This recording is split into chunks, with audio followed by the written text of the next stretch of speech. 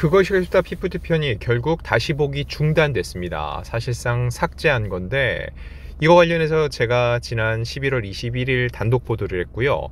SBS 측의 공식 입장을 물어봤는데 중단한 특별한 입장이 없다고 얘기를 했습니다. 즉 이걸 중단했다는 얘기는 잘못은 인정한다. 하지만 구체적인 사과는 하지 않는다. 이런 알 수 없는 입장이거든요.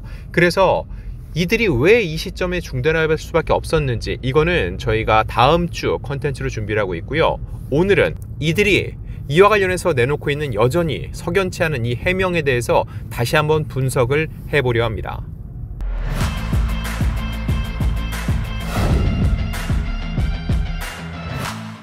기자춤 안지용입니다.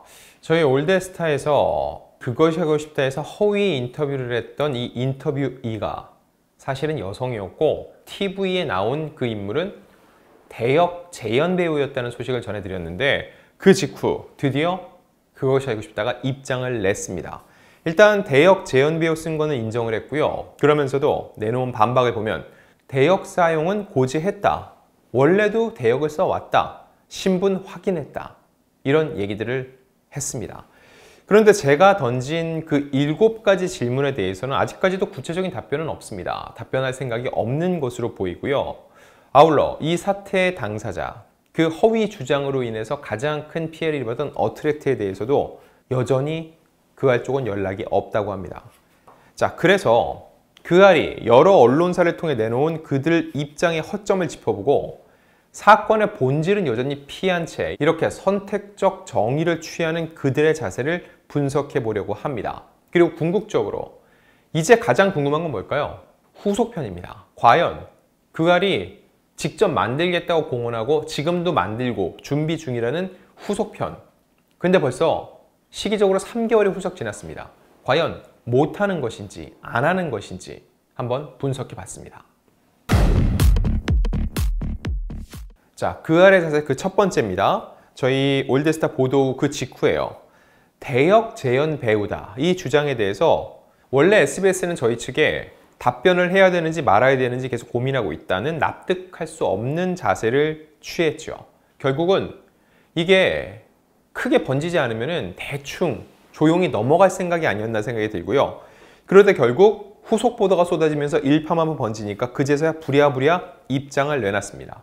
왜 이랬을까요? 생각해보면은 일단 제가 입장을 요구했을 땐 보도를 내기 전이기 때문에 아직 시끄럽지 않을 때였습니다.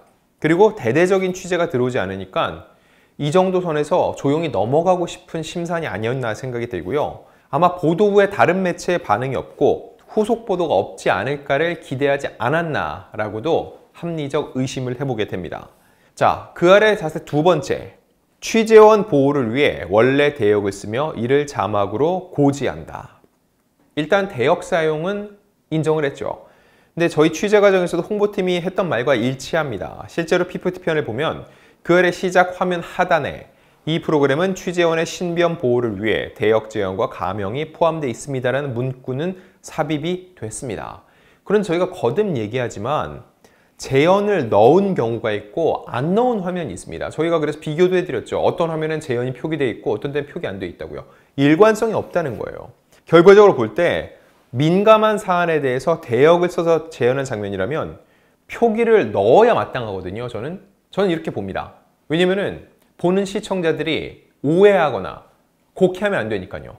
그런데 그런 장면임에도 불구하고 표기를 넣지 않아서 시청자들의 혼란을 야기했다는 거죠. 게다가 이런 식으로 해서 맨 처음 그 방송이 나가고 그런 직원 없다 라고 나중에 고소까지 했죠.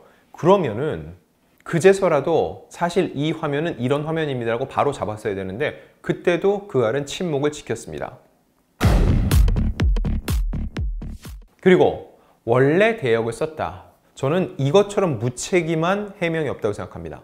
이 발언은 그 알 스스로 이 프로그램의 정체성과 본질을 훼손하는 그런 커밍아웃과 다름없다고 봅니다. 대역은 쓸 수 있습니다. 하지만 대역 장면인지 아닌지는 분명히 구분 지을 필요가 있다는 거죠. 맨 앞에 화면 표기가 됐기 때문에 우리가 중간중간에 대역 쓰는 거는 밝히지 않는다는 건 그것이 알고 싶다의 훼손을 스스로 그 격을 떨어뜨리는 일이라고 볼 수 있습니다. 그리고 또 한 가지, 이건 저희 댓글에도 많이 달리는데 대역을 썼으면 음성 변조랑 모자이크는 왜 하나요? 그 사람은 대역이잖아요. 그거 자체가 뭐죠? 이 사람이 실제 그 사람이다 라는 뉘앙스를 주고 있는 거고요. 사람들이 그렇게 믿게 만들고 싶은 겁니다. 아닌가요? 아니면은 제작진이 제발 좀 대답을 해줬으면 좋겠습니다. 아니라고요. 근데 아니라고만 못할 겁니다. 자, 그리고 그 아래 자세 세 번째입니다. 제가 볼 땐 이게 핵심이에요. 자, CBS 노컷 뉴스에 나와 있는 해명입니다. 어트랙트 내부 관계자임을 확인했다. 명함과 근로계약서를 통해 저희가 검증을 했다라고 밝혔습니다. 자, 저도 확인해 보니까 맞습니다. 이 인터뷰에 응했던 여성 2021년 10월부터 2022년 3월까지 근무를 했습니다. 근데 이건 PFT가 데뷔하기 8개월 전이죠. 중요한 건 뭐죠? 그 주장이 거짓이라는 겁니다. 월말 평가 한 번도 안 왔다. 이 사람 주장의 핵심이죠.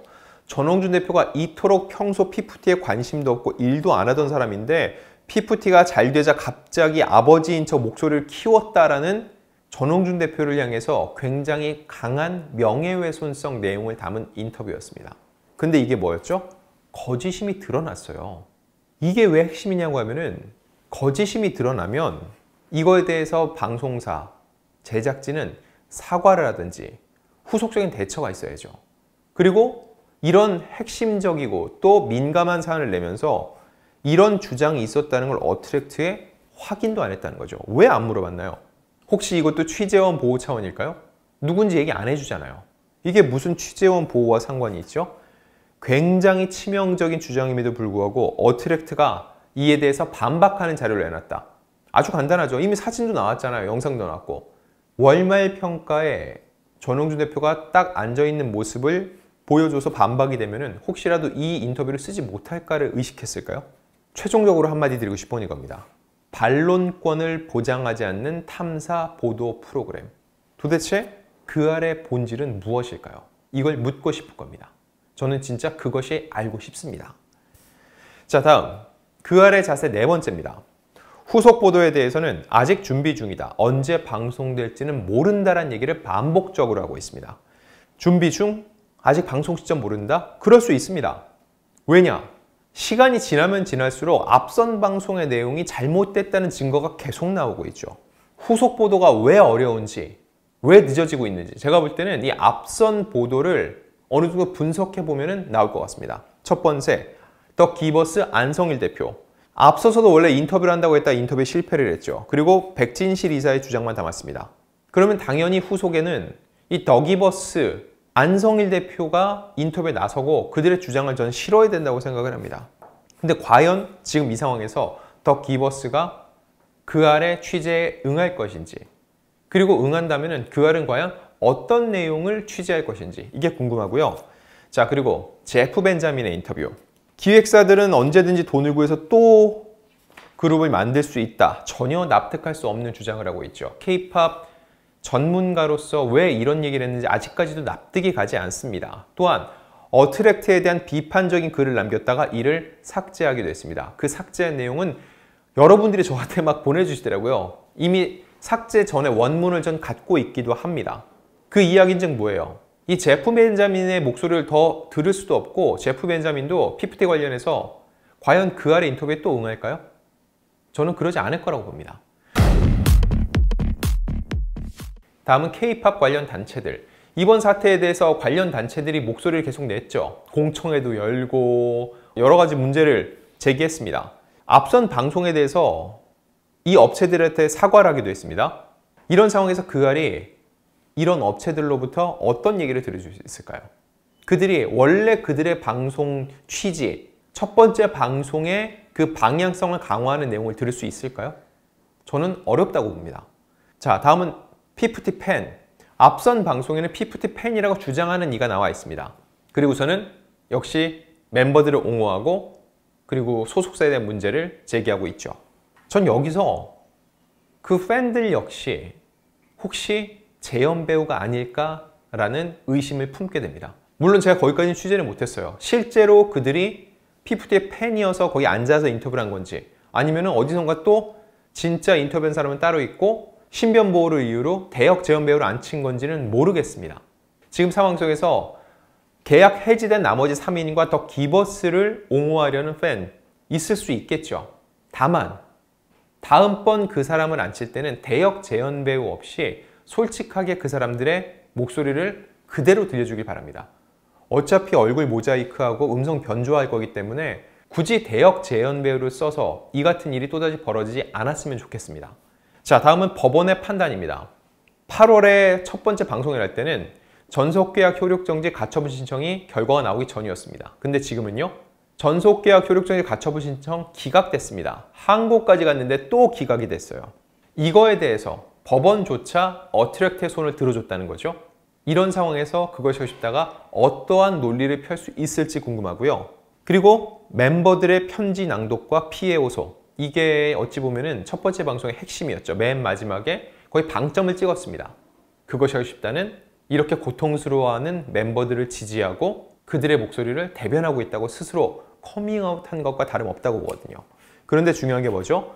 그 중에 한 명인 키나가 내부 고발과 함께 양심 선언을 했습니다.